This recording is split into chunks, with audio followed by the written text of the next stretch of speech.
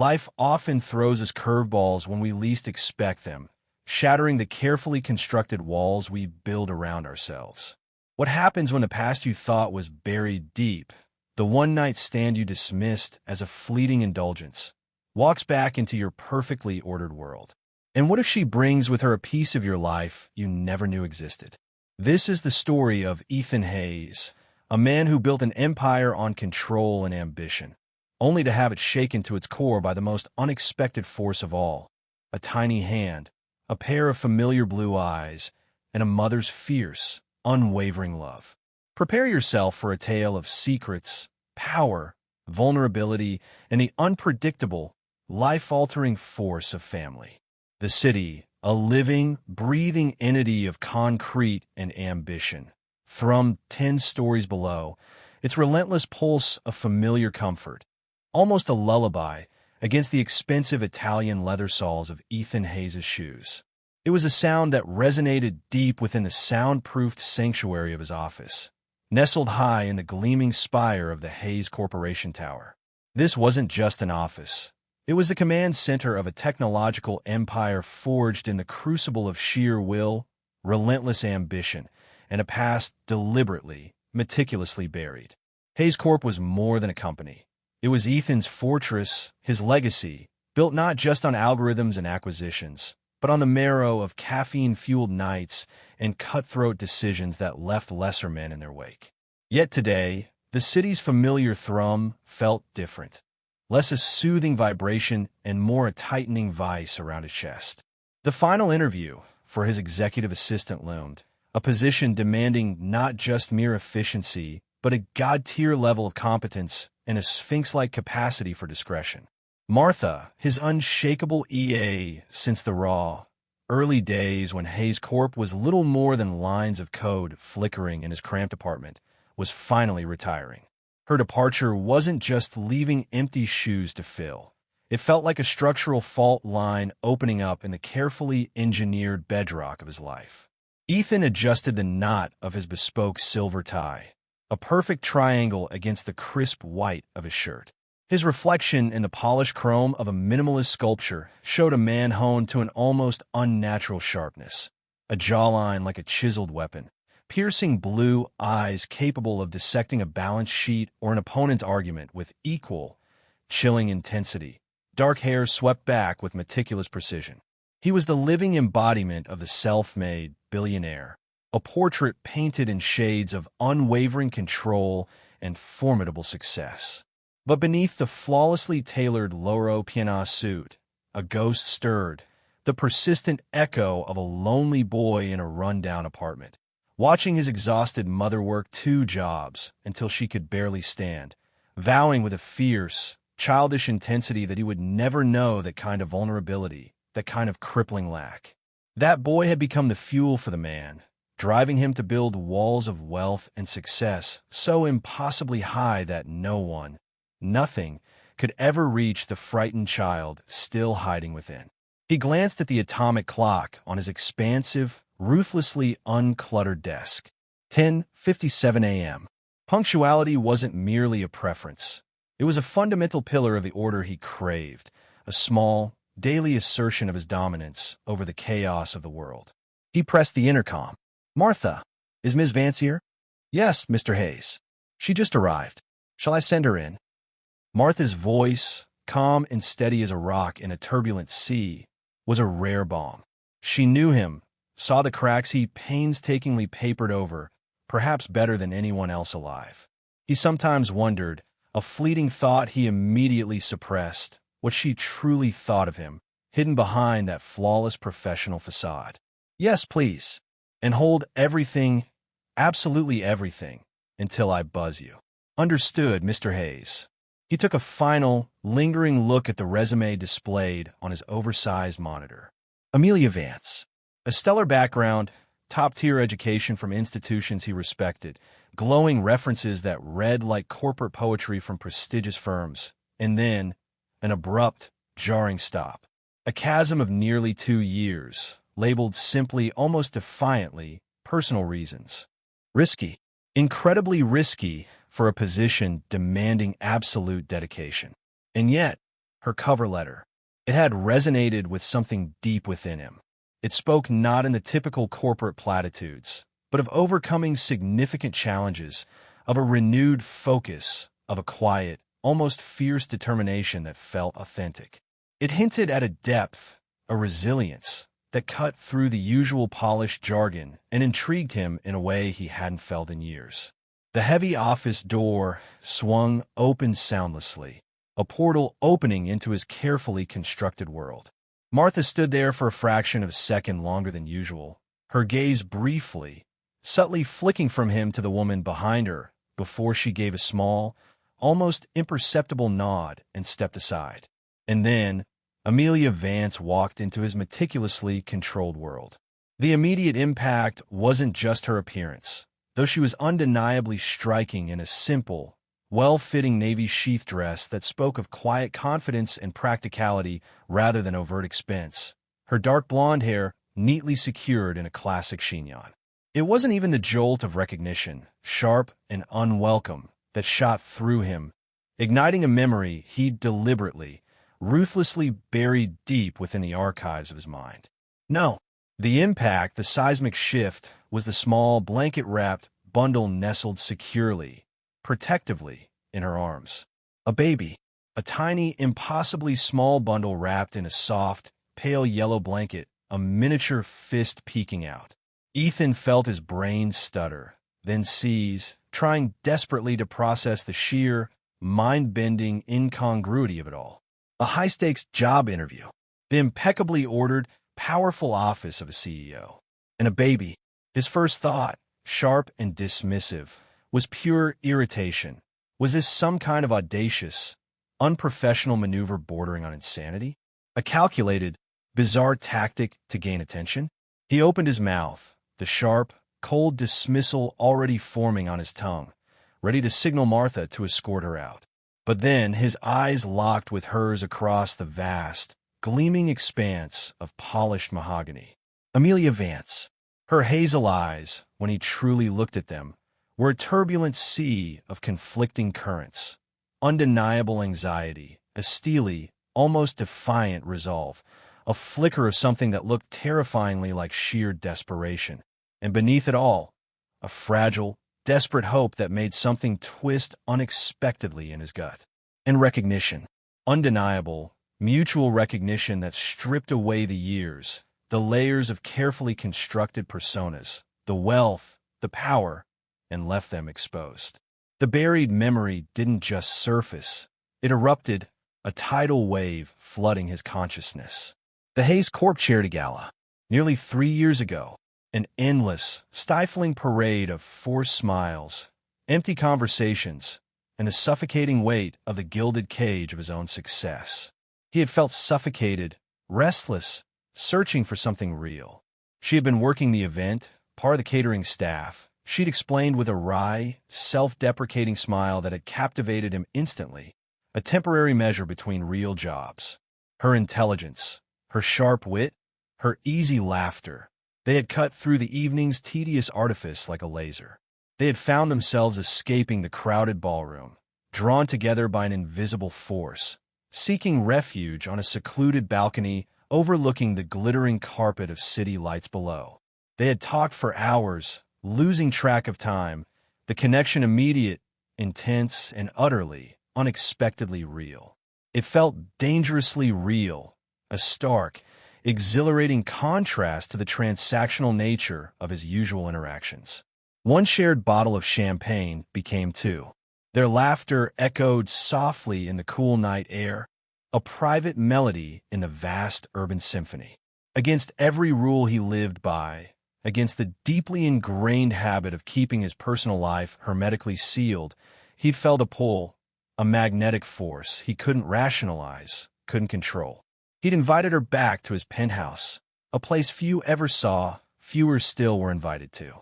The night was a blur of raw, unguarded passion, an intensity that had startled and unsettled him even as it consumed him. Then dawn broke, cold and rational, a harsh antagonist to the night's abandon. A crucial board meeting in Zurich beckoned. Deals waited for no one. Panic, sharp and unwelcome, had set in, swift and brutal. He had slipped out before she woke, the cowardly act of betrayal of the unexpected connection they'd shared. He left a brief, impersonal note. Something came up. Thanks for last night, and a thick wad of cash on the nightstand. A gesture intended, perhaps, as dismissive generosity, a way to sever the connection cleanly, to categorize it as just another fleeting indulgence, a one-time deviation from his controlled existence. He hadn't looked back, hadn't allowed himself to, had purged the memory with ruthless efficiency. Until this moment, she stood before him now, not as a fleeting, easily dismissed memory, but as a tangible, irrefutable disruption, holding a child. His voice, when he finally managed to retrieve it from the shock lodged in his throat, was tight, strained, barely recognizable even to himself. Ms. Vance, this is unexpected. Amelia visibly braced herself, her grip tightening protectively on the sleeping baby. Mr. Hayes, Ethan, I'm so sorry. This is absolutely not how I intended this meeting to go. My sitter, a new one, canceled 20 minutes ago. No warning. It was either bring her. She gestured slightly with her chin towards the bundle, her voice thick with anxiety and a hint of defiance, or miss this opportunity. And I couldn't miss it. Her voice quavered for a second, a fleeting crack in her composure, but then steadied as she met his gaze head-on. There was pride there, too, beneath the apology, a fierce, protective maternal pride. He gestured numbly towards one of the plush leather chairs facing his imposing desk, a chair usually occupied by C-suite executives, by rival titans of industry, by people who operated within the predictable, controlled parameters of his world. Not this. Please, sit down. She moved with a careful, almost fragile grace, settling into the chair and gently adjusting the baby in her lap, smoothing her simple dress with trembling fingers. The silence in the room became immense, thick with the static of 3 years of unspoken history crashing violently into the present moment. The only sound was the soft, rhythmic, utterly innocent breathing of the infant, oblivious to the earthquake tilting the room on its axis.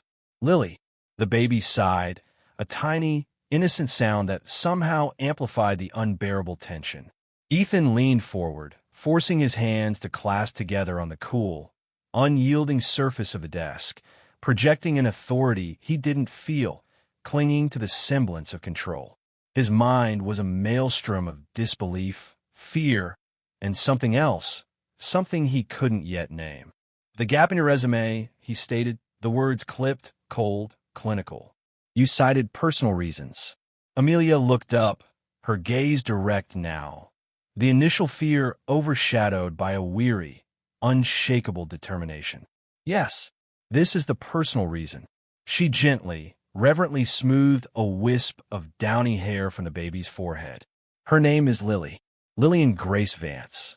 She paused, took a deep, steadying breath, her eyes never leaving his. She's 22 months old. 22 months. Ethan's blood turned to ice water, a chilling cascade through his veins. He mentally calculated, the dates aligning with horrifying, irrefutable precision. 22 months ago placed Lily's conception squarely in the time frame immediately following the gala. Following their night, his gaze shifted from Amelia's pale, set face to the sleeping child in her arms. Lily stirred again, her tiny features briefly unobscured by the soft blanket. Soft, dark blonde fuzz like Amelia's, a tiny cupid's bow mouth that seemed impossibly perfect. But the shape of her brow, the delicate curve of her cheekbone beneath the baby's softness. He saw it. He saw his late grandmother's face reflected in those nascent, delicate lines, features he carried himself, features that were unmistakably, undeniably his lineage. And when Lily's eyelids fluttered slightly, revealing a glimpse of deep, startling blue beneath, they were his eyes. The air evacuated his lungs in a rush. Control, his lifelong shield, the very foundation of his existence, evaporated into the shocked silence. The word caught in his throat, thick and rough, a sound of raw vulnerability he hadn't uttered in decades. Is she mine? Amelia didn't flinch, didn't look away. Her voice was quiet, steady, and carried the weight of absolute, undeniable certainty. Yes, Ethan, she is. Lily is your daughter. The world fractured. Hayes Corporation, the impending Rossi merger, the carefully curated image he presented to the world, the fiancé waiting patiently in the wings.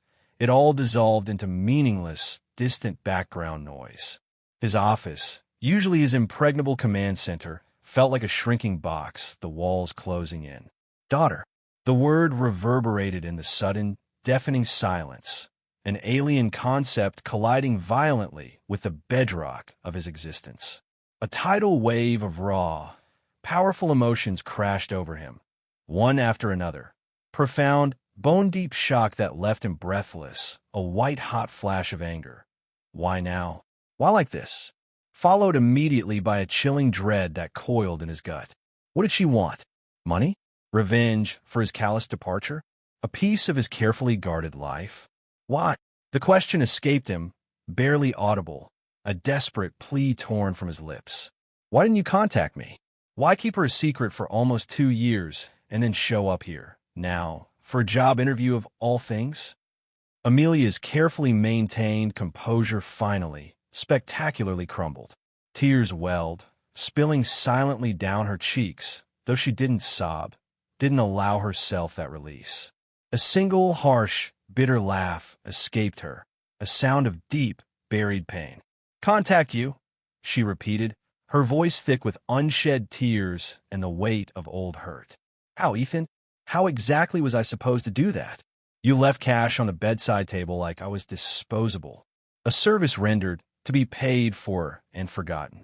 No phone number, no last name exchanged that night, just a vague, dismissive mention of business and a swift, cowardly exit before sunrise. I found out I was pregnant 6 weeks later. Alone, terrified out of my mind. She took a shaky breath, looking down at Lily, her touch infinitely, fiercely gentle as she adjusted the baby's blanket. I thought about trying to find you. God, did I think about it? Every single day. I Googled every Ethan associated with that gala. I could remember every Ethan who remotely fit your description. Nothing concrete came up immediately, not with just a first name and a face I'd only seen for a few hours in the dark. And then, even if I had found you, what? Should I have shown up on the doorstep of a billionaire stranger, a man who clearly wanted a no-strings encounter and nothing more, and announce I was carrying his child? I imagined every possible scenario, every humiliating, painful outcome. Disbelief, accusations of deceit, lawyers. You trying to take her away from me before she even knew me. You offer me money, a payoff, to disappear and never speak of it again. Honestly, her voice dropped, raw with a vulnerability that tore at him.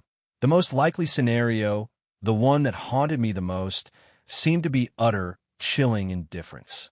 And I couldn't subject her, my precious baby, or myself, to that. Not ever. She looked up again, wiping furiously at her tears with the back of her hand. A gesture of raw, unvarnished emotion he found himself oddly mesmerized by. So I made a choice. The only choice I felt I had. To protect her. To raise her myself, away from all of this. Her gaze swept the opulent office, lingering on the cold, impersonal symbols of his power. It hasn't been easy, she admitted, a deep, bone-deep weariness settling over her features, making her seem older than her years. There were times I honestly didn't know how we'd make rent, or pay for diapers, or put food on the table. Times I was so lonely and overwhelmed and utterly exhausted I thought I'd break under the weight of it all. But Lily, she's my miracle, my reason for everything, my light in the darkness. Her gaze hardened slightly, a flicker of the fierce protectiveness returning. Applying for this job? I swear to you, Ethan, on everything I hold dear, I didn't know it was your company until Martha called yesterday to confirm the final interview with Ethan Hayes. My blood ran cold. I almost canceled a dozen times last night, my mind racing with fear and uncertainty. But Lily deserves stability. She deserves a life without constant worry. I need to stand on my own 2 feet, build a secure future, provide for her properly without relying on anyone. This job, this opportunity, it felt like a lifeline, a way out of the constant struggle. So, despite the terror, I came. And then the universe, with its cruel, ironic sense of humor, played its joke with the sitter canceling. Maybe, she added quietly, her voice barely a whisper, it was forcing my hand, forcing me to face you, to face this truth. Fate. Ethan scoffed internally, the sound a dry, bitter echo in his mind. Fate was a romantic, convenient notion for the powerless, for those who allowed themselves to be swept along by circumstance. He dealt in calculated risks, in strategic advantages, in building his own destiny with ruthless precision. Amelia Vance and his newly discovered daughter were the ultimate uncalculated variable, a personal black swan event that had shattered the predictable patterns of his life. "I need proof," he stated, the words feeling brutal, clinical, a stark contrast to the emotional turmoil raging within him, but necessary. He needed data, certainty, a way to regain some semblance of control over a situation spiraling rapidly beyond his grasp. Amelia nodded, a fresh wave of hurt washing over her face, but she didn't argue, didn't protest. "A paternity test. Of course. I understand. I expected it. I'll cooperate fully." The job interview, the reason she was here, the reason for this earth-shattering encounter, was instantly, utterly irrelevant. Ethan buzzed Martha, his voice strained, a rough edge to his usual controlled tone. "Martha, something urgent has come up. Cancel my remaining appointments for the day. Clear my schedule completely. And arrange discreet transport for Ms. Vance and her daughter. Use the service entrance. No one is to see them leave." Martha, ever the professional, ever the rock, simply replied, "Right away, Mr. Hayes," though he imagined her sharp mind, honed by decades of observing him, already piecing together the impossible puzzle, the pieces falling into place with shocking clarity.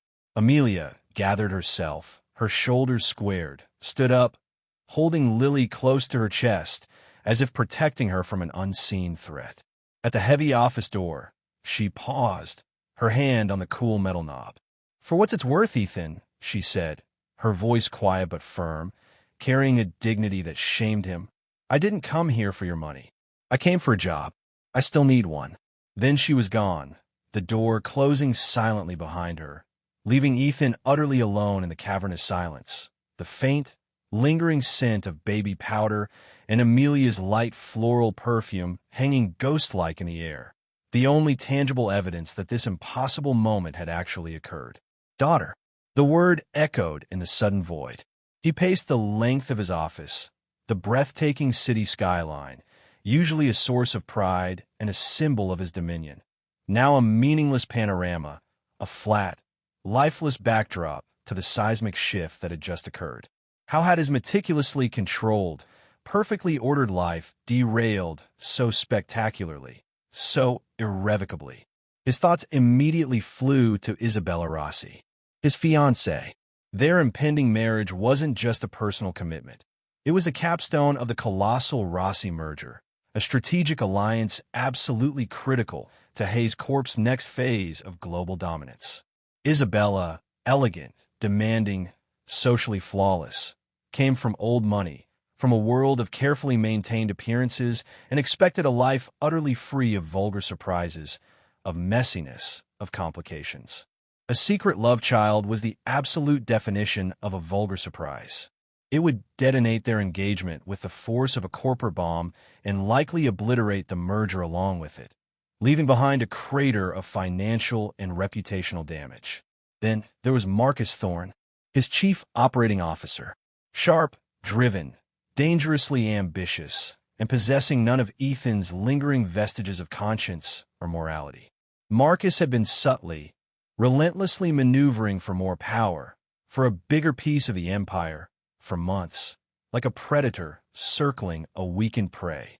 Ethan knew, with a cold certainty that settled deep in his bones, that Marcus saw him not just as a boss, but as an obstacle, a barrier to be overcome.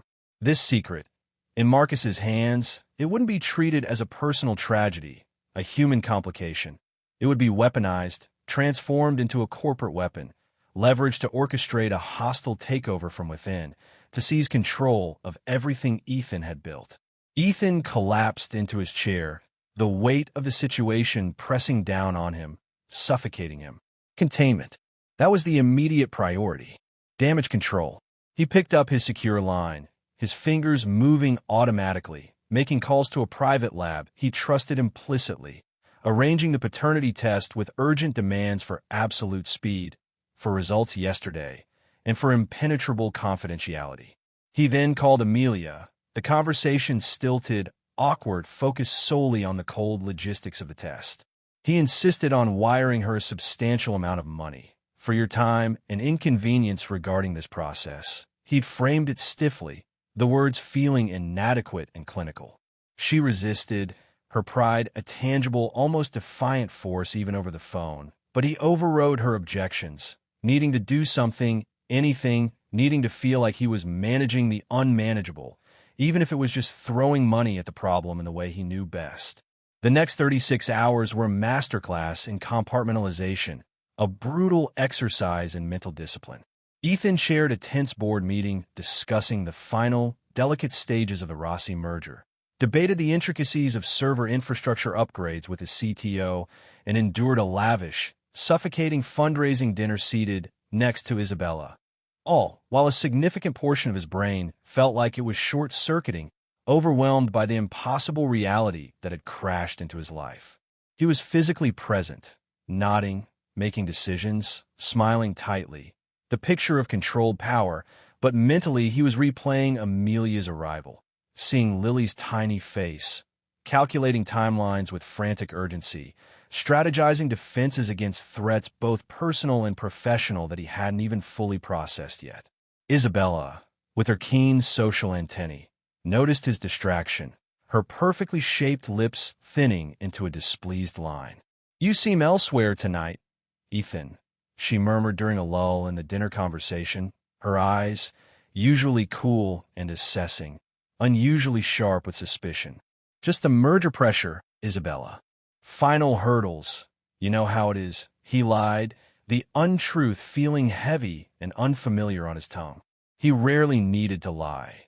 He usually controlled situations so thoroughly that the truth, carefully presented and framed, was more than sufficient. She accepted his explanation with a graceful nod, but a flicker of doubt, a shadow of suspicion, remained in her cool gaze. Marcus, seated further down the long, glittering table, watched him too, a predatory stillness in his posture, a subtle, almost imperceptible shift in his demeanor that spoke volumes. Ethan felt the weight of that observation, the unsettling certainty that Marcus sensed a weakness, a crack in the armor, even if he didn't know its exact nature yet. The hunt had begun.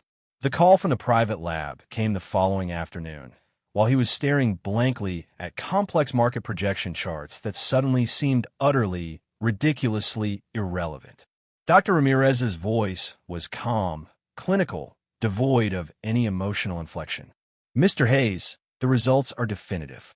Probability of paternity is 99.9999%. Congratulations, I suppose." Congratulations. The word hung in the sterile air of his office, a bizarre, surreal counterpoint to the turmoil inside him. 99.9999%. Irrefutable. Scientific. Real. He hung up the phone, the sleek device feeling alien, heavy in his hand. He wasn't just Ethan Hayes, CEO of a multi-billion-dollar corporation. He was Ethan Hayes, father. He stared out the window, not seeing the city, the empire he had built, but seeing Lily's sleeping face again, her tiny features, his eyes. A strange, bewildering mix of pure terror and something else, something fragile and utterly unfamiliar, like nascent tenderness, like a tiny spark of unexpected joy, stirred within him. He called Amelia. His voice, when he spoke, was flat, devoid of the complex emotions he didn't know how to express, how to navigate. "The results are back. It's confirmed." There was a long pause on her end of the line, a silence heavy with anticipation, then just a quiet, measured "I knew." Another silence stretched between them, filled with unspoken questions, with years of separate lives suddenly colliding. So, he began, unsure of the question itself, unsure of the path forward. What happens now? I don't know, Ethan, Amelia replied, the exhaustion evident in her tone, in the very quality of her voice. My situation hasn't changed. I still need to work. Lily still needs everything. Stability, security, a normal life. Impulsively, cutting through the strategic fog that usually governed his decisions, he made a decision, a leap of faith, a step into the unknown. Come back to the office tomorrow morning. Just you. We need to talk. Not about the EA position specifically, he added quickly, sensing her bristling pride, but we'll figure something out. A different role. Something that works. He couldn't just dismiss her now. He couldn't unknow this. He couldn't simply walk away from the existence of his daughter. He needed to see her again, to understand the life she'd lived, the sacrifices she'd made, and somehow begin to comprehend the profound, life-altering existence of his daughter. Amelia arrived the next morning, composed but wary, the shadows under her eyes telling their own story of sleepless nights and quiet struggle. The power dynamic between them had irrevocably shifted. He wasn't just the potential employer anymore, the distant, powerful CEO. He was the father of her child, a bond that transcended the sterile boundaries of the corporate world. They sat opposite each other again, the vast, polished desk no longer just a piece of furniture, but a symbolic barrier between their two colliding worlds. Offering her the executive assistant role was clearly out of the question. The proximity, the constant visibility, the intense, daily interaction would be untenable, a potential minefield of emotional and logistical complications. Instead, leveraging his authority, his ability to reshape the very structure of his company, he created a position, project manager, special initiatives. It wasn't a token role. It was a real role, overseeing the complex integration of a newly acquired software subsidiary, challenging, demanding work that genuinely matched her impressive skill set, reporting to a senior VP in a different division, providing a layer of distance and plausible deniability. It provided a substantial salary, relative anonymity within the vast corporation, and crucially, it bought him time. Time to think, to adjust, to navigate the emotional and logistical labyrinth he'd stumbled into headfirst. Amelia listened intently, her gaze sharp and intelligent, asked precise, pertinent questions about the role, and finally accepted, her visible relief warring with a deep-seated suspicion that hadn't quite dissipated. Thank you, Ethan. This is more than I expected, but I want to be absolutely clear. I will earn this. I don't want charity or special treatment because of Lily. He nodded, respecting her fierce independence, her pride. Understood. The role is yours based entirely on your qualifications and experience. However, he added, keeping his tone neutral, professional, but subtly injecting a layer of understanding. I've ensured the compensation package includes flexibility regarding hours and location when possible. Project management often requires adaptability. It was the closest he could come to acknowledging the practical realities of her life as a single mother, the demands on her time and energy, without explicitly crossing the professional line they were both attempting, with varying degrees of success, to draw. Thus began a strange, bifurcated existence. At Hayes Corp, they were Mr. Hayes and Ms. Vance, maintaining a strictly professional distance, their interactions limited to formal channels. He received updates on her project through official reports. The data indicated she was not just meeting, but exceeding expectations, quickly grasping complex technical details and managing stakeholder relations with an adeptness that impressed even his seasoned VPs. But outside the gleaming glass tower of Hayes Corp, a tentative, fragile, and utterly unexpected connection began to form. Ethan initiated discreet visits to see Lily. The first few times were excruciatingly awkward, stiff with unspoken history and a profound sense of his own inadequacy. He met Amelia at quiet, out-of-the-way parks, feeling conspicuous, exposed, and utterly inept. He didn't know how to hold a baby properly, his hands feeling large and clumsy, how to interpret her gurgles and cries, how to interact with this tiny, unpredictable human being who was impossibly his daughter. Lily, perhaps sensing his uncertainty, his nervous energy, initially regarded him with solemn, wide-eyed stares that made him feel even more like an imposter. But children possess an uncanny, almost magical ability to bypass adult defenses, to melt away the layers of cynicism and control. One crisp autumn afternoon, as he awkwardly tried to show her a squirrel darting up a tree, Lily let out a sudden, pure, delighted squeal and reached for his tie with surprising strength. Her tiny fingers surprisingly sticky from the snack she'd just finished. A genuine, unforced laugh escaped him, startling both of them in the quiet park. Slowly, painstakingly, visit by visit, the awkwardness began to recede, replaced by a hesitant curiosity on both sides. He started researching child development stages online with the same intensity he applied to market trends, ordered parenting books delivered in plain packaging to his penthouse, found himself asking Martha vague, hypothetical questions about her grandchildren, clinging to any scrap of knowledge he could find. He learned Lily loved brightly colored blocks, the crinkly, satisfying sound of a specific stuffed elephant, and being sung Twinkle, Twinkle, Little Star slightly, charmingly off-key. He discovered the surprising weight of a sleeping toddler in his arms felt, right? Grounding, like holding something precious, something real, in a world of artifice. During these visits, he also saw Amelia differently. Not just the captivating woman from the gala, or the determined, weary mother in his office, but the person behind those roles. He saw her infinite patience with Lily, her quiet, insightful humor, the intelligence that had first drawn him to her shining through even when discussing teething woes or the intricate, baffling politics of the playground. He learned about her struggles, the sheer grit required to navigate them. The scramble to find affordable, reliable childcare, the quiet judgment from some family members who didn't understand, the sheer, soul-deep exhaustion of juggling freelance work from home while caring for an infant, the constant, low-grade fear of not being enough, of failing. He saw the immense strength it took her to get up each day and face it all, and a deep, burgeoning respect took root within him, intertwining unsettlingly with the undeniable chemistry that still simmered beneath the surface, a quiet current pulling them towards something more. But the secrecy was a suffocating blanket, a constant weight pressing down on them both. The carefully constructed walls between his two lives felt increasingly flimsy, riddled with cracks, threatening to crumble at any moment. The near miss in the park, where he'd had to physically duck behind a large weeping willow, heart pounding against his ribs like a trapped bird, Lily thankfully distracted by a bright red balloon, while Isabella jogged past with her perfectly co-ed society friends, left him shaken for hours, the adrenaline vibrating through him long after they were gone. Then came the paparazzo incident.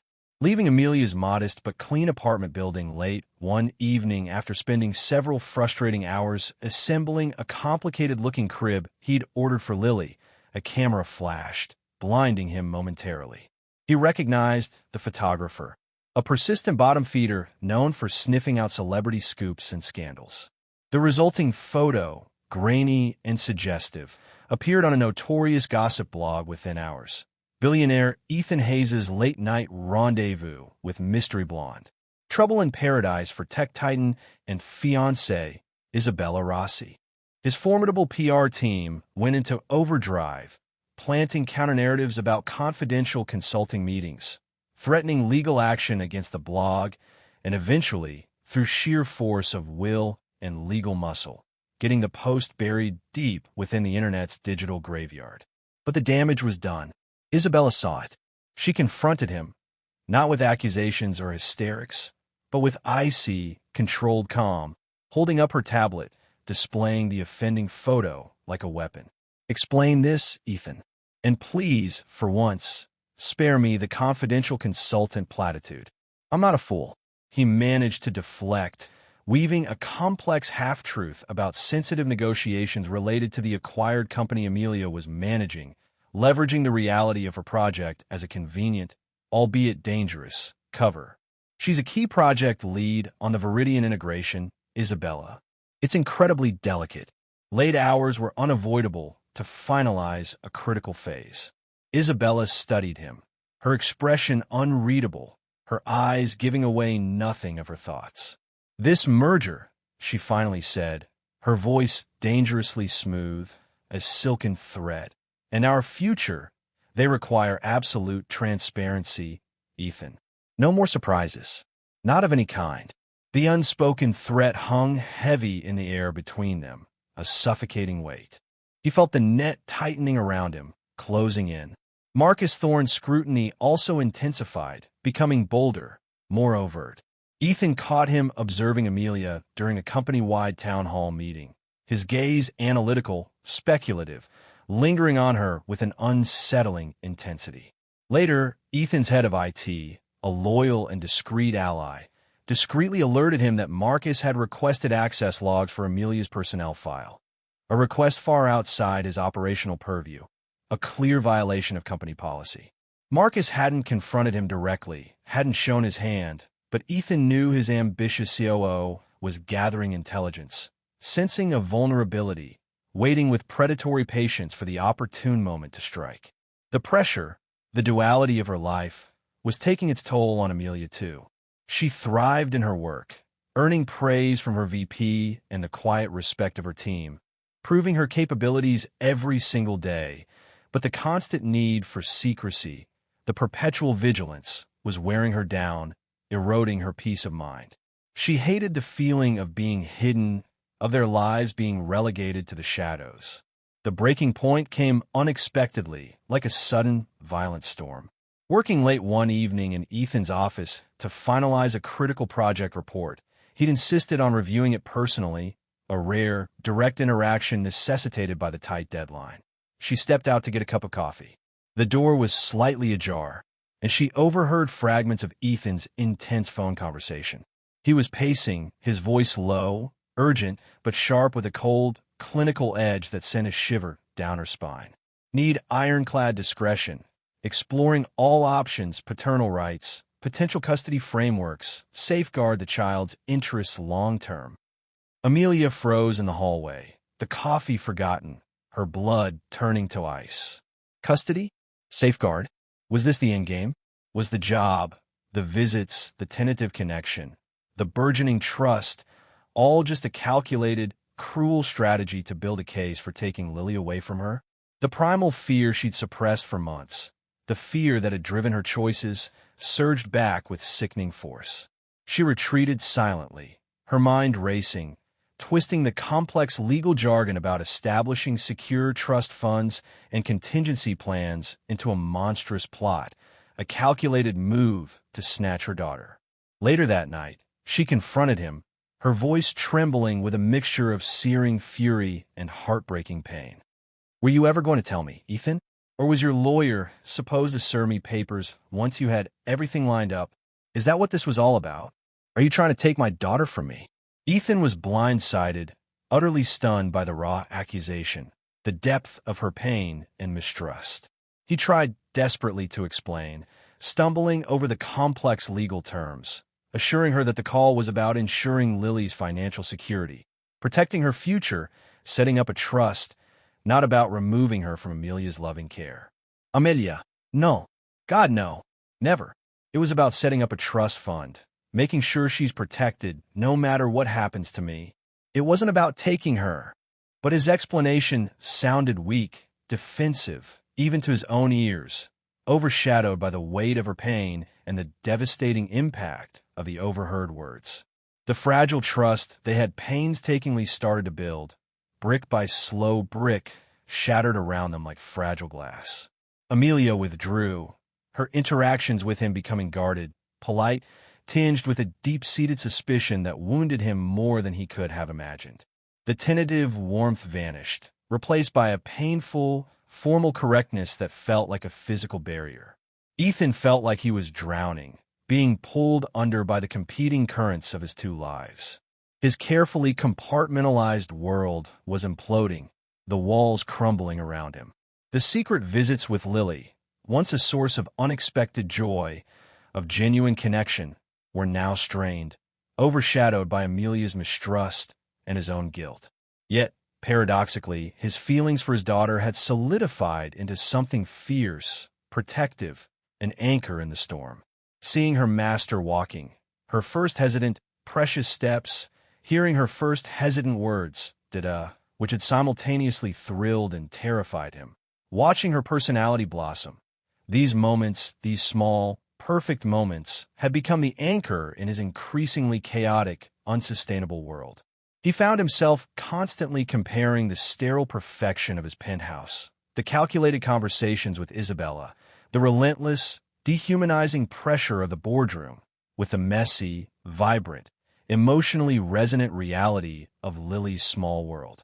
He was caught in an impossible tug-of-war between the empire he had built with such fierce single-mindedness and the unexpected kingdom of the heart he discovered. The life he thought he wanted, the power, the control, the strategic advantage of the Rossi alliance, felt increasingly hollow, empty, compared to the potential of a different future, one filled with laughter, scraped knees, bedtime stories, and unconditional love. But embracing that future meant demolishing the present. It meant facing Isabella's cold wrath, the Rossi family's fury, the corporate fallout, the inevitable, brutal attack from Marcus, and a public scandal of epic, devastating proportions. Maintaining the lie, clinging to the facade, felt equally untenable, poisoning his burgeoning relationship with Amelia, crushing her spirit, and denying Lily the chance to openly, proudly be his daughter. He was trapped on a knife's edge, and he knew, with chilling certainty, that the fall was coming. The only question was which direction he would choose when it happened. The precipice arrived, fittingly, bathed in the opulent, artificial glow of the annual Hayes Corporation Charity Gala, the very stage where his two worlds had first, unexpectedly, collided 3 years earlier. This year, the gilded ballroom felt less like a celebration of success and more like a pressure cooker, the air thick with unspoken tensions and simmering expectations.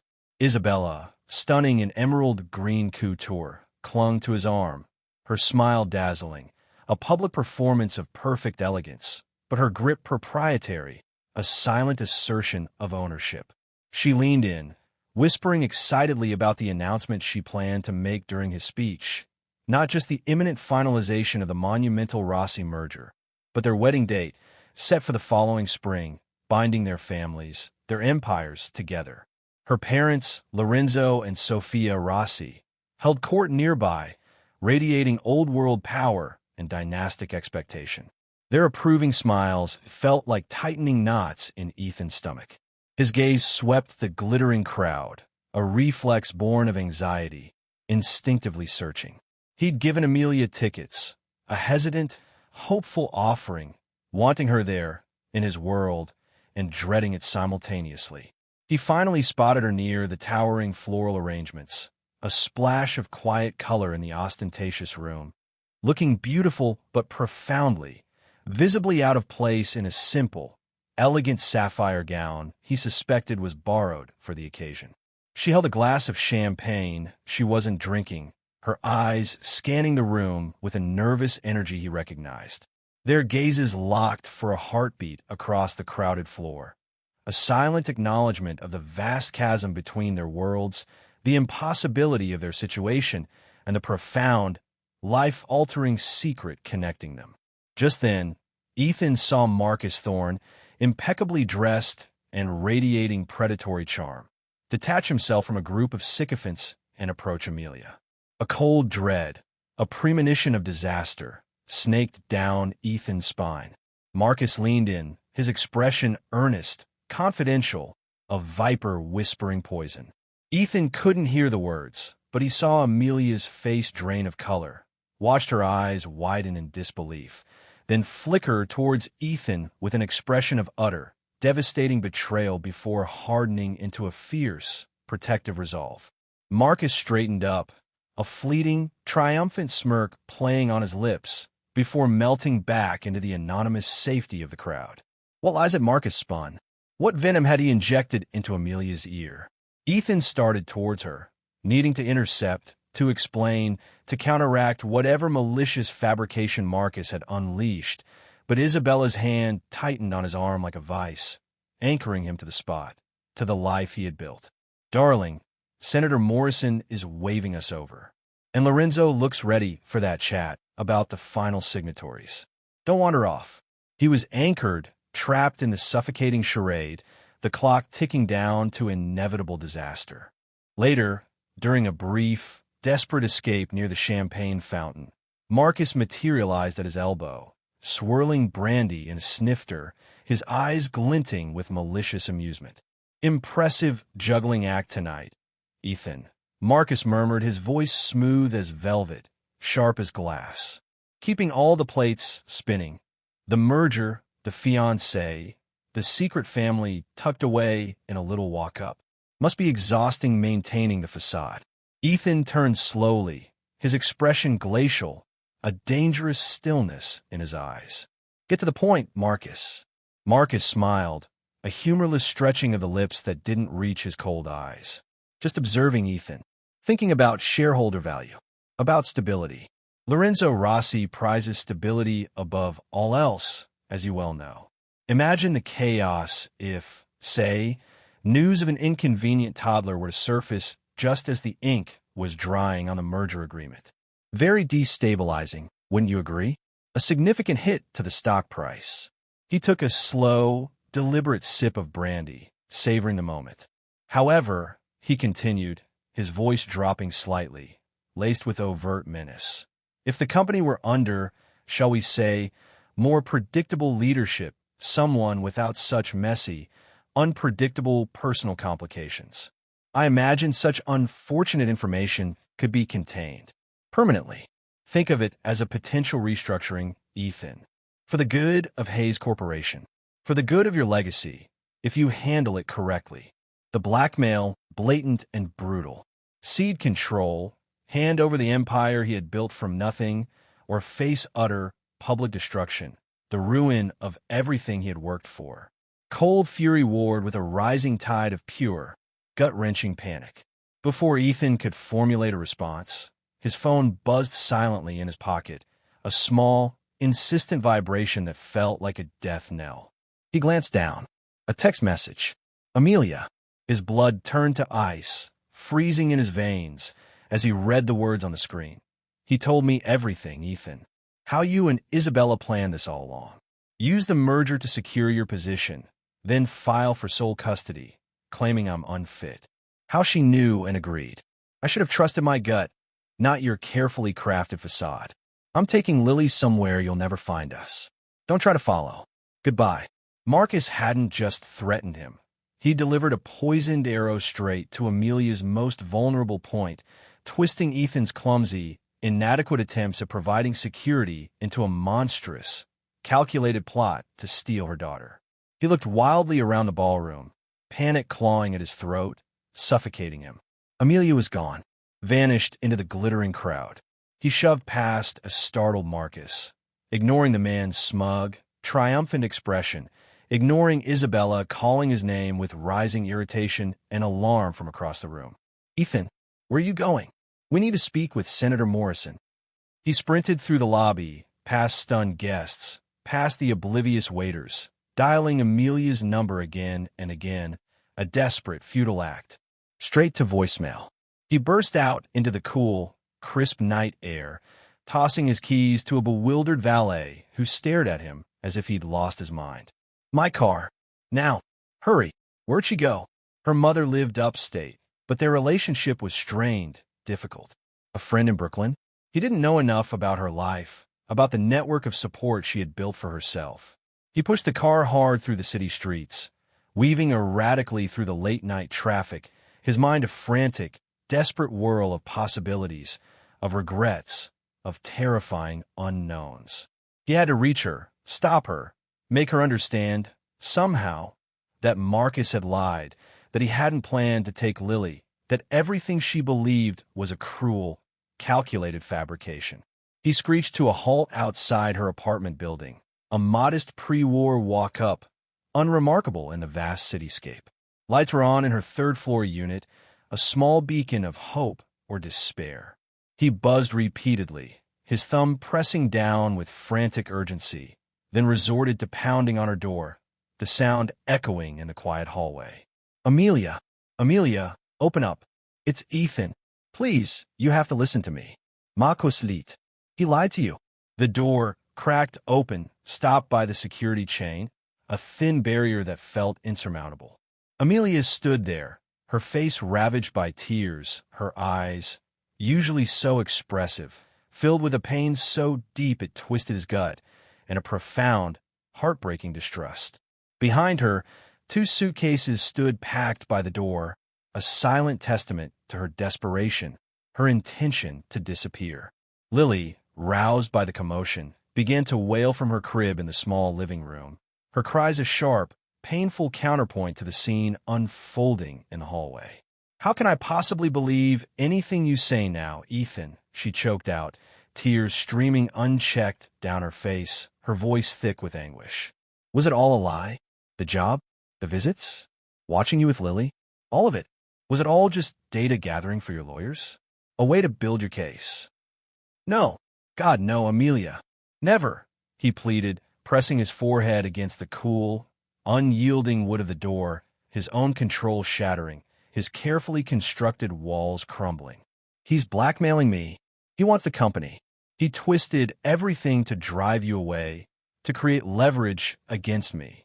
I swear on my life, on Lily's life, I never, ever planned to take her from you.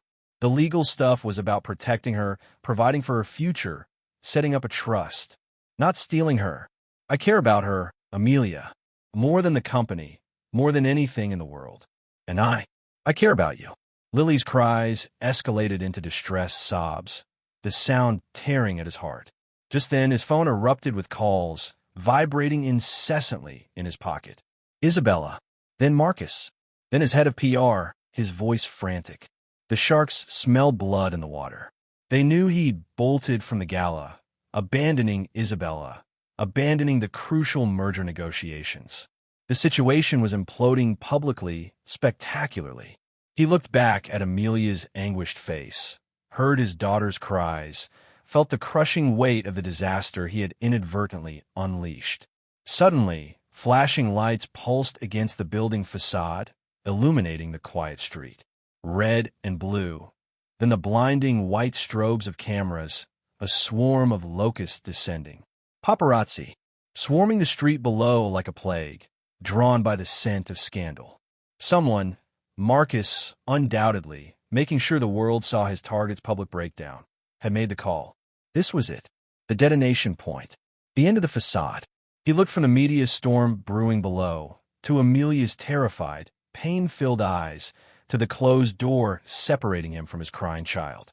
The time for calculation, for managing perception, for hiding, was over.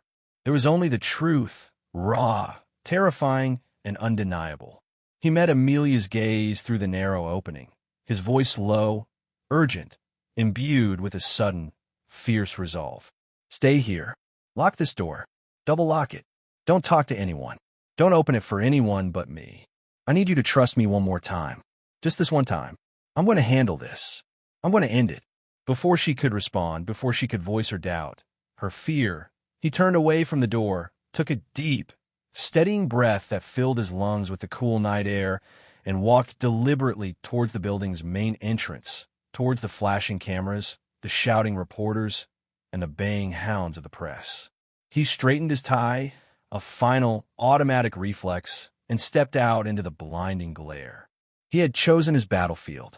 The moment Ethan stepped onto the sidewalk, into the heart of the media frenzy, chaos erupted. Flashbulbs exploded like mortar fire, momentarily blinding him. The cacophony of shouted questions, a deafening roar. "Mr. Hayes, is the mystery woman upstairs your mistress? What about Isabella Rossi? Have you been hiding a child? Is Hayes Corp stock going to crash? Did you leave the gala to avoid Rossi?" He held up a hand, not commanding silence, but requesting, demanding a chance to speak, to control the narrative for the first time in this unfolding disaster. Miraculously, perhaps due to the sheer unexpectedness of him facing them directly, of stepping willingly into the fire, a fragile, stunned quiet fell. The relentless clicking of shutters and the whirring of video cameras were the only sounds, recording every agonizing second.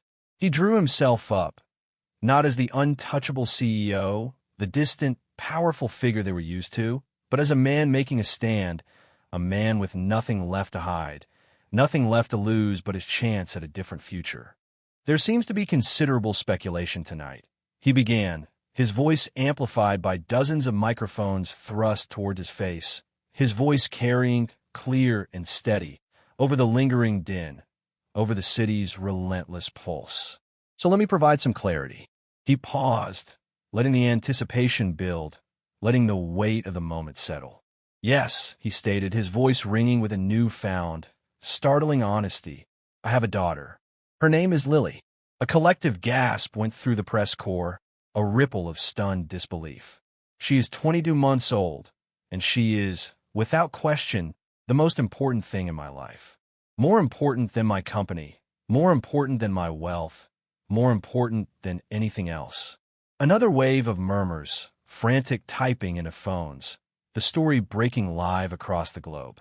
Her mother, he continued, his gaze sweeping across the sea of reporters, finding Amelia's building behind them, sending a silent message of protection, is Amelia Vance. She lives in this building. She is a woman of incredible strength, integrity, and grace, whom I admire deeply, and to whom I owe a significant public apology for the complications and hardship caused by my failure to acknowledge my responsibilities sooner. He saw shock on some faces, blatant cynicism on others, but he didn't flinch. My engagement to Isabella Rossi is hereby officially terminated. Our plans were based on a future that no longer aligns with my priorities or my reality. The decision is mine and is final. He let that sink in, letting the corporate and social earthquake he had just unleashed send its shockwaves. As for Hayes Corporation, he locked eyes with a prominent network news camera, knowing the clip would be broadcast within minutes, knowing Marcus Thorne and Lorenzo Rossi would be watching, witnessing the dismantling of their plans. Its leadership and direction will continue to be determined by merit, innovation, and ethical conduct. Tonight, my chief operating officer, Marcus Thorne, attempted to use my personal life and my child as leverage to blackmail me into relinquishing control of the company. Audible gasps this time, a collective intake of breath. That is not leadership. That is desperation, corruption, and it has no place at Hayes Corporation. Actions will be taken accordingly, swiftly, and decisively. He offered no further details, letting the accusation hang in the air, sharp, lethal, and undeniable. My only focus now, he concluded, his voice softening slightly, but firm, unwavering, is ensuring the well-being, the privacy, and the safety of my daughter and her mother. They deserve peace, and I will ensure they get it. That is all I will say on this matter tonight. Without waiting for further questions, without a backward glance, he turned sharply, pushed his way back through the momentarily stunned throng of reporters, and disappeared into the building lobby, leaving behind an inferno of breaking news, a scandal that would dominate headlines for days.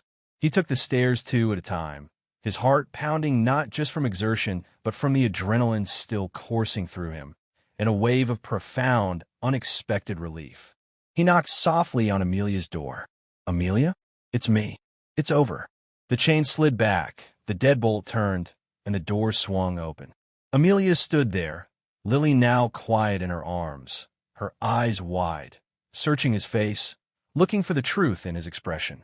The television in her small living room was on, frozen on a news channel displaying his face under a stark, breaking news banner. She had seen it. She had heard him. You told them, she whispered, sounding dazed, disbelieving.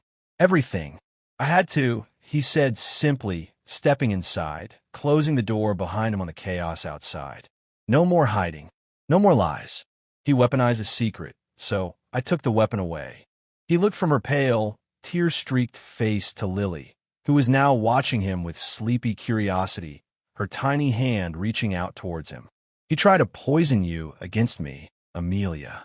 What he told you about Isabella, about custody, it was all calculated cruelty to make you run, to isolate me, to use you against me. Amelia searched his eyes, looking for any sign of deception, any flicker of the man who had left her with a note and cash. Finding none, the terrible tension finally drained from her shoulders, replaced by sheer emotional exhaustion, by a fragile, tentative hope. I almost believed him, she admitted, her voice trembling with the aftermath of fear. I was so scared. I know, and I am so sorry, he said, his voice thick with a sincerity he rarely allowed himself to show. Sorry for everything. For that night 3 years ago, for leaving like I did, for not being there, for putting you in this impossible position, for the fear you've lived with. He hesitated, then reached out, not to touch her, but just holding his hand out, palm up, an offering, a plea for connection, for a chance. Lily, unexpectedly, leaned forward from Amelia's arms and placed her small, warm hand in his. It was a tiny gesture, insignificant to the world outside, but felt momentous, a silent bridge built between them. Amelia watched them, tears silently tracking down her cheeks again. But this time, they felt different. Not tears of fear or pain, but of release, of the dismantling of barriers. What happens now? She asked, the question echoing his own from earlier, but loaded with new meaning, with the weight of possibility. Now, Ethan said, meeting her gaze, his own resolve solidifying, hardening into a quiet determination. We figure it out. Together. If you'll let me. The ensuing weeks were a whirlwind of chaos and rebuilding. The media frenzy was intense, dissecting every detail, speculating endlessly on the downfall of the Golden Boy and the rise of his secret family. Hayes Corp stock took an initial nosedive, a predictable reaction to the scandal. Lorenzo Rossi issued a scathing public statement severing all ties, killing the merger definitively and publicly. Isabella maintained a dignified, icy silence, retreating to Europe to escape the fallout.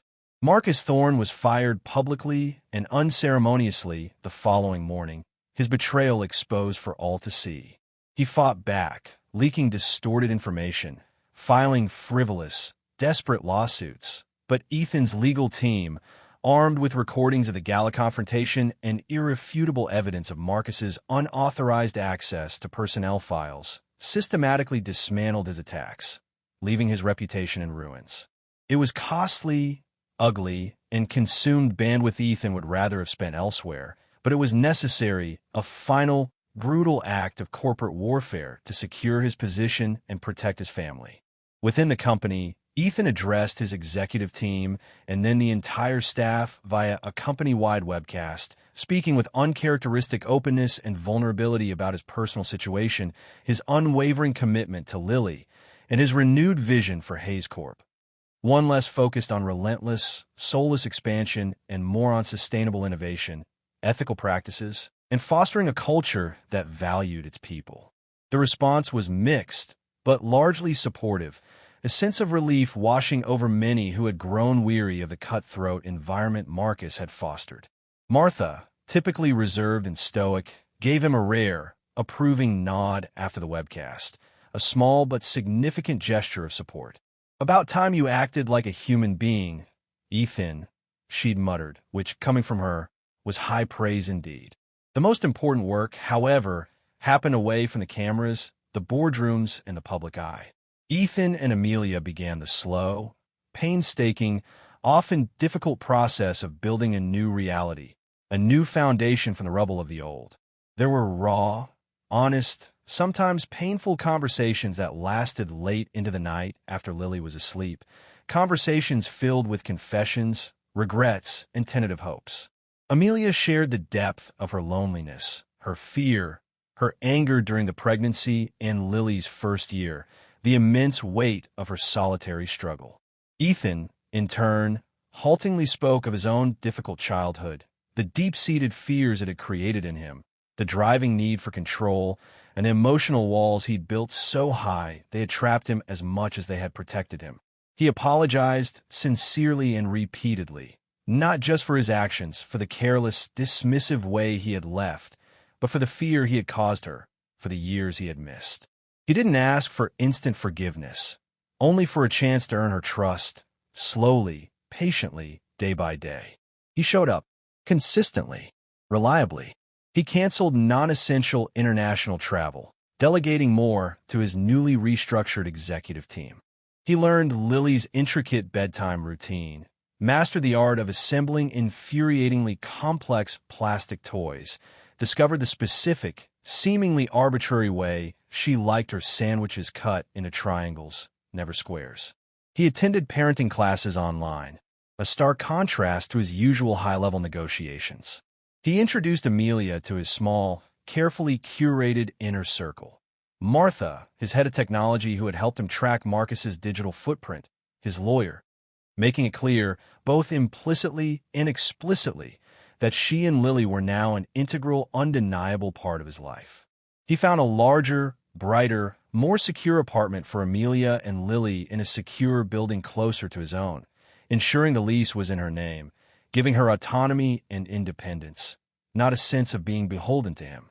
He made no demands on their relationship, focusing instead on being a consistent, loving, present father, building a bond with his daughter, earning Amelia's trust through actions, not just words.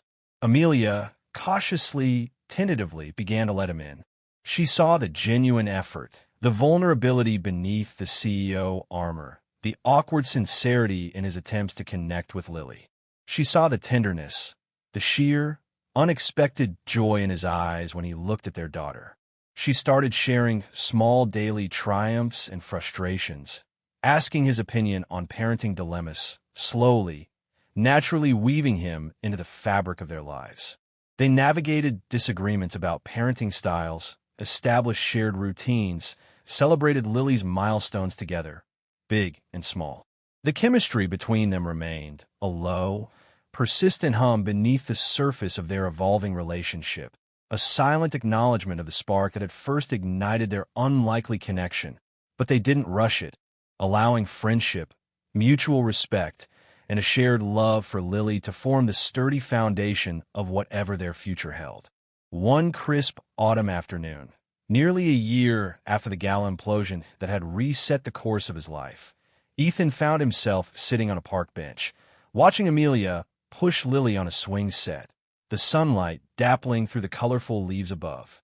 Lily's delighted laughter echoed in the clear air, a sound that filled something empty inside him. Hayes Corp stock had stabilized, even climbed steadily, as the market responded positively to Ethan's refocused strategy, his transparent leadership, and the quiet resilience of the company. The scandal had largely faded into background noise, a cautionary tale in the relentless churn of the news cycle. He'd turned down a potentially lucrative but demanding overseas acquisition deal the week before because it would have meant missing Lily's second birthday party, a small gathering with Amelia, Martha, and a couple of Amelia's closest friends. It was a decision he didn't second-guess for a moment, a quiet affirmation of his changed priorities. He caught Amelia's eye as she slowed the swing, her gaze meeting his across the short distance. She smiled at him, a genuine, unguarded smile that reached her eyes, crinkling the corners, a smile that held forgiveness, understanding, and a tentative promise of the future.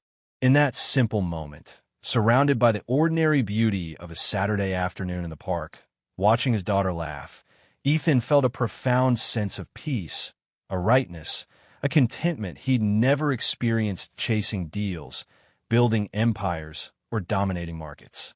His life wasn't the predictable, ruthlessly controlled trajectory he'd once envisioned, the straight line to power and success. It was infinitely more complex, more demanding, messy, and beautifully uncertain. It was also richer, deeper, and more meaningful than he could ever have imagined in his wildest, most ambitious dreams. He had walked into his office expecting to conduct an interview, bracing for another day of corporate warfare, of strategic maneuvers and calculated risks. Instead, life, in its infinite, unpredictable wisdom, in the form of Amelia Vance and a sleeping baby, had ambushed him with a different kind of challenge, a different kind of reward. He had, in a sense, lost an empire built on ambition and control, but in doing so, he had gained a world, a world filled with love, laughter, and a messy, beautiful reality of being a father. And as Lily, spotting him, ran towards him across the grass, arms outstretched, her voice ringing out pure and clear, calling Daddy, he knew, with absolute soul-deep certainty, that he wouldn't trade it for anything. Thank you for joining us on this captivating journey. If this story of unexpected connections, hidden truths, and the transformative power of family resonated with you, please consider subscribing to our channel for more compelling tales of suspense, emotion, and the unpredictable turns life can take.